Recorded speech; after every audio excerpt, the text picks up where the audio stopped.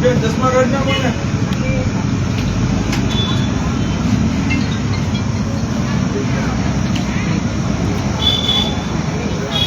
વિપુલભાઈ connect કરાવી દેજો આપડી.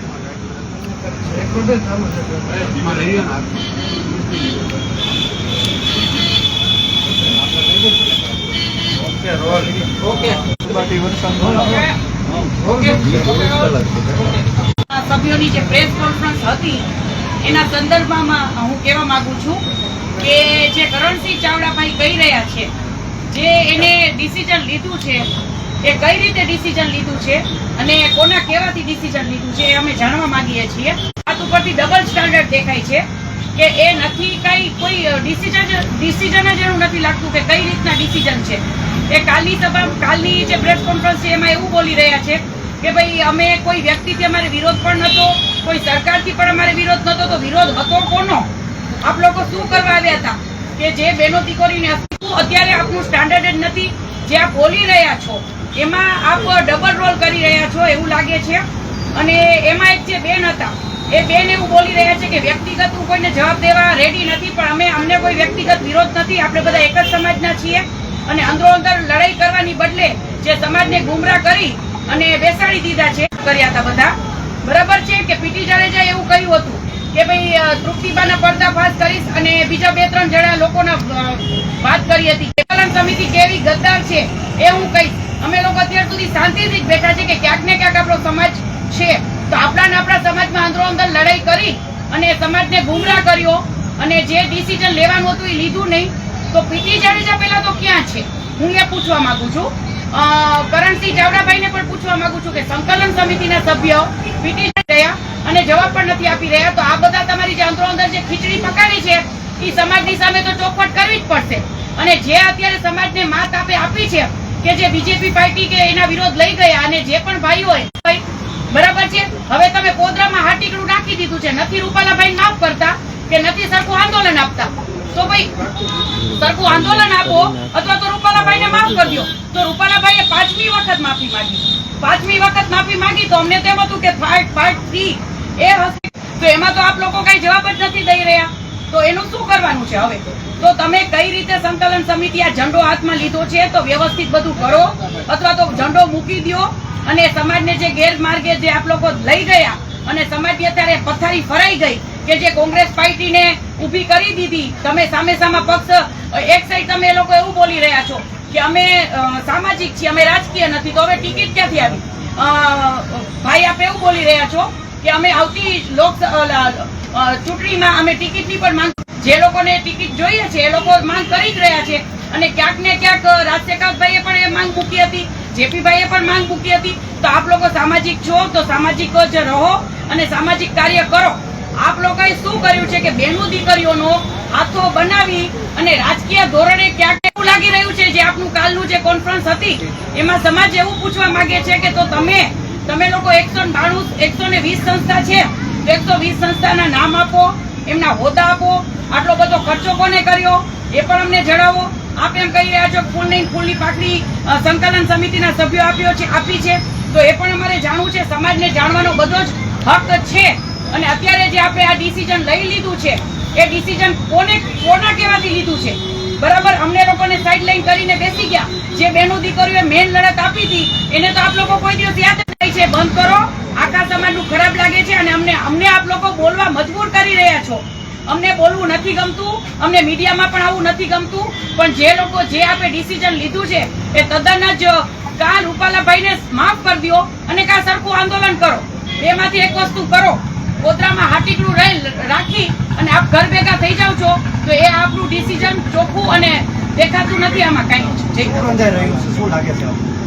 હવે રંધાઈ રહ્યું છે તો બધા આખી દુનિયા જોઈ રહી છે કે જે કાલનું ડિસિઝન હતું કે ભાઈ અત્યારે અમે વિરામ દઈએ છીએ અને અમે કથાકારોએ શીરો બધાને જમાડવા બોલાવ્યા હતા. આપે આટલા મહાસંમેલનો કર્યા, લોકોના ટાઈમ બગાડ્યા, લોકોનો ટાઈમ વેસ્ટ કર્યો.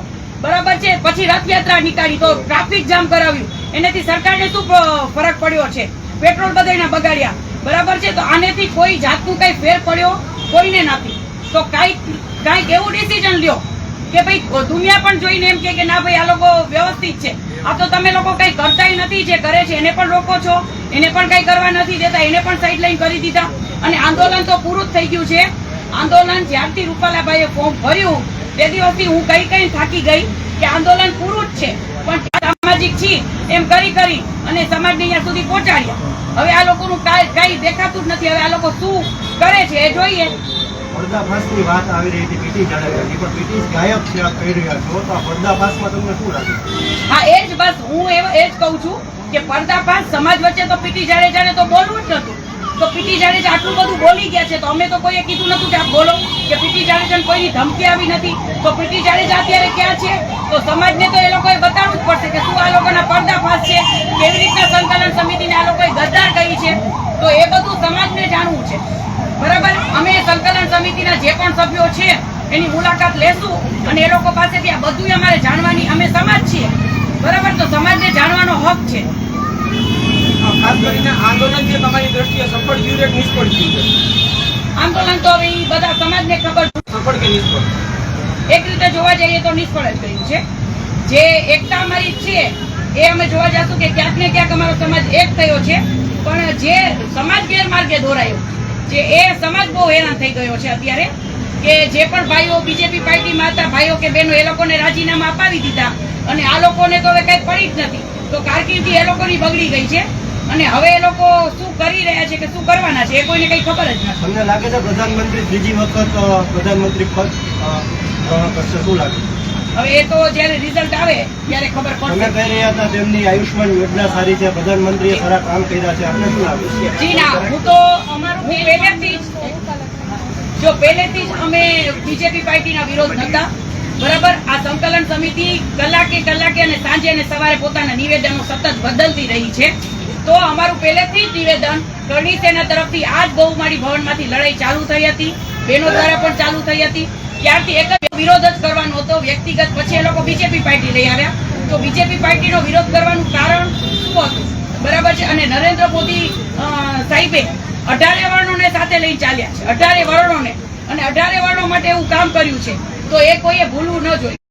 જે ચૂંટણી પછી પણ કહ્યું હતું કે ભાઈ હું નારી શક્તિને હું સંબોધું છું ને નારી શક્તિ પાસે હું માફી માંગુ છું. તો ક્યાંક ને ક્યાંક બહેનો દીકરીઓ દ્વારા અમે તો રૂપાલાભાઈને માફ કરી દઈએ છીએ. જેને જે બોલવું હોય એ બોલ્યા રાખે બરાબર છે. કે પાસે પણ માફી મંગાવો, કેમ એ લોકો પાસે કઈ બોલતા જ નથી આ લોકો?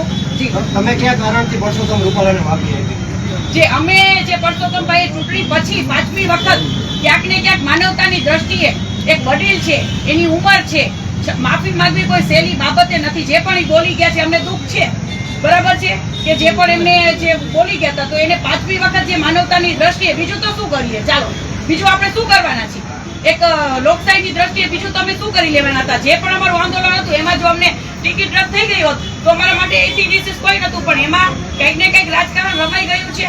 તો રૂપાલાભાઈને બસ અમે એ જ રીતે માફી કે રૂપાલાભાઈએ 5મી વખત માફી માંગી અને સંકલન સમિતિ જો રાજકીય ક્યાંય ન હોય, સામાજિક જ હોય, તો પછી રાહુલ ગાંધીને પણ માફી મગાવે અને ઉમેશભાઈને પણ માફી મગાવે. સંકલન સમિતિએ આ આંદોલનને ક્યાંક અત્યારે સ્થગિત કર્યું છે, તો હવે આંદોલન કઈ દિશામાં ચાલવું જોઈએ? તમે કોઈ આંદોલન કરવાના છો અથવા તો તમે પણ કોઈ આંદોલન કરવાના નથી? સંકલન સમિતિ તો અત્યારે પાણીમાં બેઠી છે, તો તમારું શું સ્ટેન્ડ છે?